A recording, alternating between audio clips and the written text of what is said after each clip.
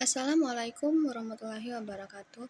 Perkenalkan, nama saya Dwi Kencana, NIM 210200011, Prodi Pendidikan Seni Rupa. Pada kali ini saya akan membahas bidang garapan administrasi ketatausahaan untuk memenuhi mata kuliah dari administrasi dan supervisi pendidikan. Pertama, dari tata bahasa, tata usaha ini ada dua makna. Kata pertama adalah tata. Tata atau menata artinya suatu peraturan atau satu aturan yang harus ditaati karena ada proses menata dengan sengaja. Proses ingin membuat atau mendesain semua sesuai dengan standar yang sudah ditetapkan. Yang kedua adalah usaha.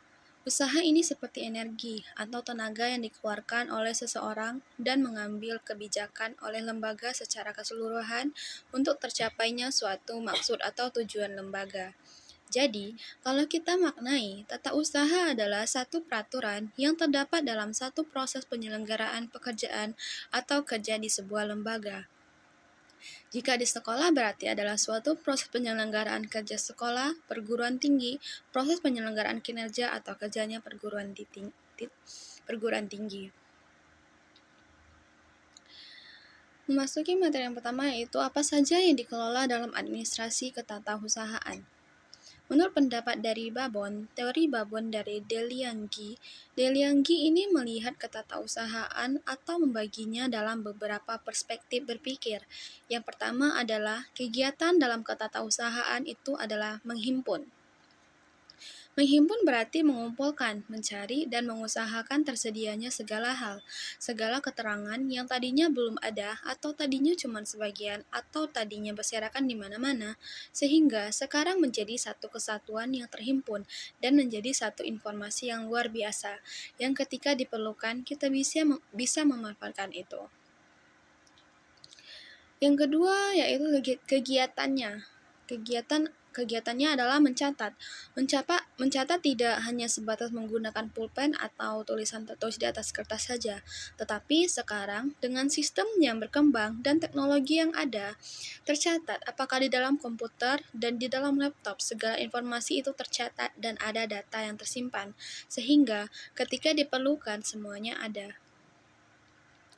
Kegiatan berikutnya menurut Delianggi dalam konsep ketatausahaan, kegiatan yang ketiga adalah mengolah. Mengolah artinya bermacam-macam kegiatan yang dikerjakan terkait dengan berbagai macam keterangan, berbagai hal yang sifatnya informasi, dengan maksud menyajikan dalam bentuk informasi yang lebih bermanfaat, lebih berguna, dan lebih jelas yang bisa dipakai oleh siapapun. Yang keempat adalah kegiatan menggandakan. Menggandakan berarti membuat dia menjadi ganda, 1 menjadi 2, 2 jadi 3. Artinya, kegiatan memperbanyak dengan berbagai cara atau menggunakan alat sebanyak jumlah yang diperlukan atau dibutuhkan. Yang kelima yaitu mengirim. Mengirim artinya kegiatan menyampaikan atau mengirim dengan berbagai macam cara atau alat dari pihak pertama ke pihak lain atau pihak berikutnya.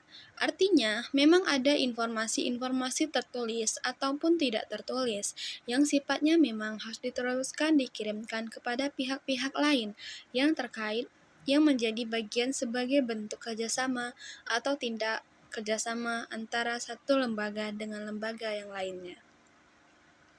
Yang terakhir menurut Delianggi, kegiatan administrasi ketatausahaan ini adalah ditutup dengan kegiatan menyimpan. Artinya, segala informasi yang memiliki kepentingan atau memiliki makna bagi lembaga atau punya potensi menguntungkan atau justru merugikan bagi lembaga itu ditaruh. Kegiatannya menaruh dengan berbagai macam cara dan alat yang barangkali bisa dimanfaatkan untuk diletakkan dan disimpan di tempat tertentu. Materi selanjutnya yaitu proses administrasi ketatausahaan. Yang pertama yaitu persuratan atau penataan surat. Tata cara persuratan di lingkungan Departemen Pendidikan dan Kebudayaan diatur dalam Keputusan Menteri Pendidikan dan Kebudayaan Republik Indonesia Nomor 0191 atau Undang-Undang 1995 tanggal 25 April 1995 tentang pedoman tata persuratan dan kearsipan di lingkungan Departemen Pendidikan dan Kebudayaan. Menurut Kemendikbud nomor 091 atau U1995, surat adalah suatu alat komunikasi yang digunakan untuk menyampaikan informasi tertulis oleh satu pihak kepada pihak lain. Menurut Syahril dan Asmidir Ilyas 2019 200 sampai 202 jenis-jenis surat yaitu yang pertama yaitu surat dinas. Surat dinas adalah surat berisi hal penting berkenaan dengan administrasi pemerintah dan pembangunan yang dibuat oleh lembaga pemerintah. Yang kedua, nota dinas. Nota dinas adalah surat yang dibuat oleh atasan kepada bawahan atau oleh bawahan kepada atasan atau setingkat yang berisi catatan singkat tentang suatu pokok persoalan kedinasan. Yang ketiga adalah memo. Memo adalah catatan singkat, yaitu diketik atau ditulis tangan oleh atasan kepada bawahan tentang pokok persoalan kedinasan. Yang keempat yaitu surat pengantar. Surat pengantar adalah surat yang ditujukan kepada seseorang atau pejabat yang berisi penjelasan singkat tentang surat, dokumen, atau barang, bahan lain yang dikirimkan. Yang kelima yaitu surat kawat atau telegram. Adalah surat singkat dengan menggunakan kata-kata biasa atau kata sandi mengenai hal yang perlu cepat disampaikan melalui telegram. Yang keenam yaitu surat keputusan. Surat keputusan adalah surat yang berisi keputusan tentang suatu hal yang ditetapkan oleh pejabat yang berwenang untuk itu. Yang ketujuh yaitu surat edaran. Surat edaran adalah surat yang berisi penjelasan atau petunjuk cara melaksanaan peraturan perundang-undangan dan atau perintah yang telah ada. Yang kedelapan yaitu surat undangan. Adalah surat pemberitahuan kepada seseorang untuk menghadiri acara pada waktu dan tempat yang telah ditentukan. Yang selanjutnya yaitu kearsipan atau penataan arsip. Berikut ini hal yang berkaitan dengan penataan arsip, yaitu 1. Azas penataan arsip. Azasnya yaitu azas sentralisasi, desentralisasi, dan gabungan. Sentralisasi adalah azas penataan arsip yang dipusatkan pada satu unit. Desentralisasi adalah azas penataan arsip pada unit-unit dalam organisasi, dan gabungan adalah gabungan antara azas sentralisasi dan azas desentralisasi. Yang kedua yaitu sistem penataan arsip. Berdasarkan abjad. Yang pertama yaitu berdasarkan masalah, kedua berdasarkan abjad, yang ketiga berdasarkan tanggal, yang keempat berdasarkan nomor, dan terakhir yaitu berdasarkan wilayah. Yang ketiga yaitu prosedur penataan arsip. Yang pertama meneliti arsip yang akan disimpan, yang kedua mengelompokkan arsip, yang ketiga meneliti kesesuaian lampiran, yang keempat mengklasifikasikan arsip, yang kelima mengidentifikasi arsip dengan cara memberi ciri khas atau tanda suatu arsip. Yang kelima yaitu menyusun arsip sesuai dengan sistem penyimpanan menurut pola. Materi selanjutnya yaitu tata ruang kantor atau sekolah. Tata ruang kantor atau sekolah meliputi berbagai macam. Yang pertama adalah pedoman letak kantor sebagai tempat diselenggarakannya pekerjaan tata usaha. Di dalamnya terdapat pegawai, perabot kantor, mesin kantor, dan alat-alat kantor. Karena kantor berfungsi sebagai tempat diselenggarakannya aktivitas kantor, maka penataan yang dilakukan harus diperhatikan untuk kelancaran proses aktivitas kantor yang dilakukan.